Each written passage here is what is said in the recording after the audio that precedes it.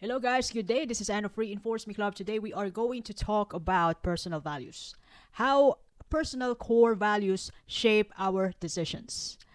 Now, speaking about personal core values, these are fundamental beliefs and principles that guides us, every individual, the way we behave, the way we react, the way we interact, and it also influence our decision making process.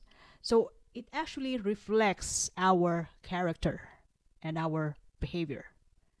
And since this reflects our character, our behavior, this will also get manifest in our actions. So personal values, these are a set of beliefs on how we differentiate the good and the bad in our community, in our society, in our culture, or even merely in our group of friends. So this is how we view our a standard behavior. What is the standard behavior to us? What is our standards in terms of how people treat us and how we treat people? These are our standards on what we can tolerate, and it also reflects our actions towards others. Now, how does this personal values form? Actually, our personal values basically starts with family and our upbringing. The parents, our caregivers, instill their own values to us. If they give importance to honesty and patience, we value honesty and patience.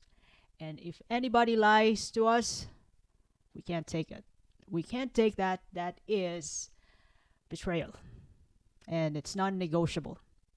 That is why having a core values for ourselves is important, because it actually gives us an idea on what we can tolerate, and it also gives us a feedback of our action, whether our actions are in line to our values.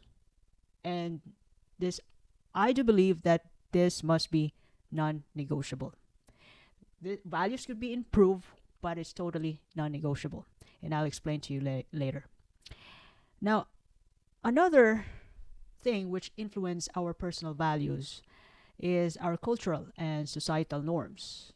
This includes traditions, customs, and social expectations. Just like in my previous content about education, how Filipino families prioritize education in the midst of poverty.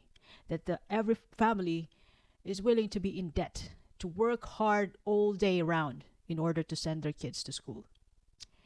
And in Philippines, we also practice manopo. We bless the hands of our elders and parents, put it in our forehead, and then greet them. Greet them good morning, good day, hug them, kiss them. That's our way of showing respect and affection to the people we love as Filipinos. And talking about costumes and social expectations, I also have noticed, how people eat. The way people eat. For us Filipinos and other countries, we can manage to use our hands, but could be in Western countries, some Western countries, some of them are, we could encounter conflicts and discriminations with that, with the differences of values. But yes, of course, it actually we practice that. It's normal in our society and our community in the Philippines. But when we mixed up with people with different upbringing, different values, mixed up with people in Western countries, that's totally off to them. Yes, indeed. Although it's normal to some countries. So cultural and societal norms. Another thing which influence our personal values is our education and experiences. So both formal and informal education can contribute to our developmental. Uh, I'm sorry, it's development of values, not developmental values. Development of values. So when we go to school, we become more institutionalized in a way that our parents, friends, and people in the community, in the society, they expect us to behave as per norms, as expected of us when we go to school. Especially when we're graduates, we are expected to act like professionals. We can't just hang around in the corner, do anything we want, drink whatever we want, liquor, when we're professionals. There are some expectations for a doctor and how a doctor must act in front of the people, anywhere, everywhere. A lawyer, an engineer. It's different expectations in every country, society. There could be differences, but there must be an expectations. Now, another thing which help form our personal values is the so-called peer influence. Our friends and peers, which actually can be good or bad for us. We especially when we hang around with them in most days, in years and years. Sometimes the the bad things could be normalized because of peer pressure. We've been trained to rob because it's normal, when we're out with friends. We've been trained to really to lie to our parents because our friends lie to our parents. So peer pressure is supposed to be our value. Good value must be honesty, but in order to get what we want, to sneak out, to get an instant satisfaction, we tend to normalize to lie sometimes to our loved ones to get an instant satisfaction, instant gratification. Because it's easy. We've done this before. Our friends have done it, and nothing. They can get away from it, which is not necessarily. You know, Karma or life can always give you a blow of lessons in time until you finally learn. Now, another thing is this is common and to be general in a way. The thing that is called media and technology and how it actually molds our mind, our thinking, and how we perceive the world, beauty, and love, relationship goals, media and technology. So, massive exposure to different perspectives through media and technology can shape or shift our values and how a beautiful person should be according to the social media. You must have six pack as a woman. According to social media, you must get married at 27, 26. Which should be, yeah, fair enough. But not necessarily married. But, there, the media has imposed some standards which are off to some people. Because, you know, we know that every person is different. Which means that what could be right for you could be wrong for me. What could be the right thing for me could not be. You're not going to be happy about it. Each person is different. And we have our different ways. And in terms of maturity growth, sometimes some people got mature and were able to accumulate and build an empire by 30. And some 30-year-old men out there, they're still starting to build those empire, to build a business. So we have different stages. We have different standards, as I've said before. We have different personal standards, but the media tend to, convince us due to massive exposure that this must be done. We only have one standards, which is sometimes questionable. We don't even know if it's true, right? That's why having a personal values is important. And of course, lastly, part of the, thing which influence the formation of our personal values is our religion and spirituality. So some countries they're against divorce, and even by law, divorce is not legalized. So they have to make it work, make the relationship work with all the good, the bad, and the ugly, till death do us part. Part in any ways that we can get separated in order to get some break. But yes, indeed, even in the Philippines, divorce is not yet legalized. Unlike in other countries, they can get separated anytime, anywhere, and it's easy to really get married and say bye bye. Unlike in the Philippines, it takes a long, expensive process. And not only in terms of marriage, though. Uh, in Philippines, I'll take this as an example because I came from Philippines. You know, I do believe that we're a conservative country, although because of massive exposure to media and technology, we shifted our mindset. You know, we can get access to the contents of even explicit content from other countries. We can get access to that. That is why our head is like our thinking is all over the place. But Filipinos are typically conservative, although there could be a differences in the type of the way we're conservative. It depends on how our family raised us. It depends on our family values, basically. Although we shifted mindset from time to time, but family values in the Philippines are totally solid. It's just that as kids grow, you know, nothing is permanent though, and we try to catch up with future, and as a result of that, sometimes we get into the phase wherein we are totally all over the place. We make mistakes, but most importantly, we need to go back on the right track.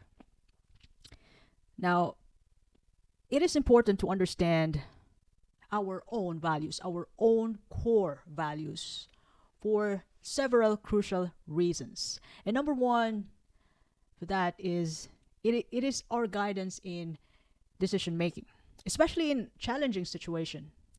So if we believe that honesty, especially if you are a business owner, you value honesty, and then the service that you deliver was there's some kind of discrepancy. If you value honesty in your business, you have to be accountable to those discrepancies and make it up to your customer. Try to make it up and give him like extra bonus because of the discrepancies, and keep that customer. Keep that customer as your customer. Make that customer happy in spite of you know, could be the bad service at one time. Still keep the customer happy by making it up to them, or giving them some complimentary stuff or food to keep them happy, because you are honest. You are accountable for your mistakes. Honesty and patience, because customers will eventually give out if they will encounter they don't really get what they expect. They don't get what they paid for. So you have to face that when you value honesty and patience. So decision making, guidance. Another thing is that, other than blaming others for what happened, when you value accountability and responsibility for all the things that you did, and you owned your mistakes, you own the outcome, and that's already a basic for you, the basis for your improvement. You can maneuver your actions, your responses out from the current mistakes or the current situations that you have, which needs improvement. So guidance in decision making. Another reason why it is important to understand your core value is, for the sake of self-awareness and personal growth. Knowing your values help you understand yourself better, which is the best part. It makes life easier. It also helps you foster self-awareness and personal growth. So when you understand yourself, which is sometimes it doesn't happen all the time. Sometimes you hate yourself, but you need to get along with yourself. Take note, nobody could ever love you the way you love yourself. Sometimes you don't like yourself, but you need to get along with it. And don't blame other people if they don't like you. You don't even like yourself sometimes. That's to me, all right? So if they don't like me, yes, I couldn't blame them. I don't even like myself sometimes, but I still love myself. We get along well. So love yourself. Self-care. So when you know yourself, then you will eventually love yourself. Give yourself a good sleep, a workout, eat healthy so that you can function well mentally. You can feed your well-being.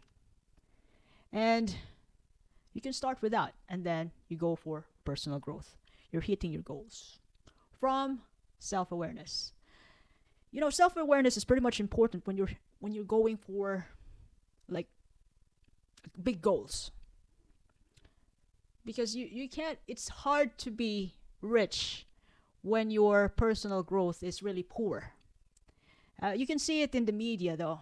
Superstars who end up to be addicts, or who end up to be broke after an instant success. So you have to level your personal growth with your financial growth. You can even witness this to those people who won lotto, and they and still end up to where they belong, as a garbage guy, or whatever is their current job. Instead of being rich, having millions, they still go back to where they belong, and poverty. And understanding your core values, you can actually align your actions and your choices so that you can feel more fulfilled and contented with your actions, with the process, as well as with the outcome. And that is called alignment and fulfillment. So you make decisions in alignment to your values, so that whatever will be the consequence that you're going to deal in the end, you'll be satisfied. You'll be happy enough to face it, to find a way to solve it if there are any problems. And another thing, knowing your core values is important in conflict resolution. So being clear about your values can help you resolve conflict. It could be internal or external. It gives you a clear framework for evaluating options and actions. So if you are a responsible person, if you value honesty with your current relationship, and you are accountable, then whatever mistakes you have, or it could be the other person's mistake, but you are committed to work to make the relationship work, sometimes even though it's not your fault, you end up to be you're the one, you're the one who's going to say sorry just to work things out. You say sorry, be agreeable, and then talk about the issue, because you are committed to make the relationship work forever and ever. Amen. When you're married, you have to renew that vow every day. It's important. But it's that's the ideal, but it's hard. And another thing, it is important to understand your own value, because that's how you are going to build trust and relationship with other people.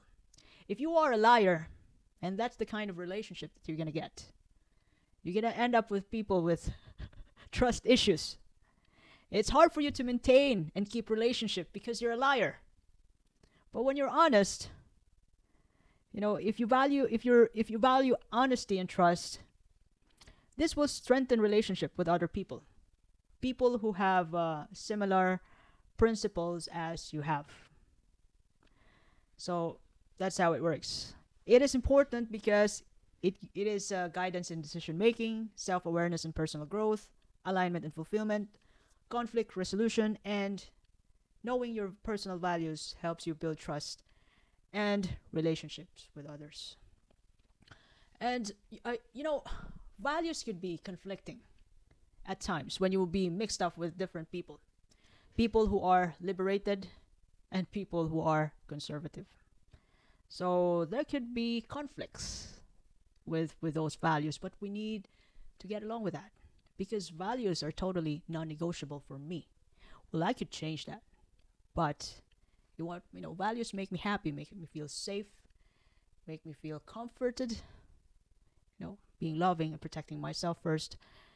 That is why it's important to really communicate your needs and boundaries to others so they will understand where you're coming from. And it's also important to understand the others.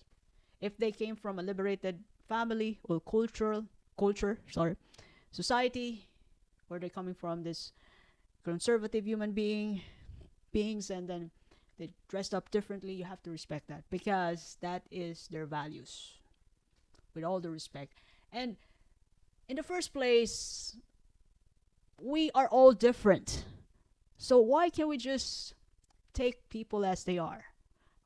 Whatever the color of their skin, the way they look, the way they dressed up, the way they behave, as long as we're all good together, we're not doing bad things, we just get along, that, we're good to go. That'll be enough.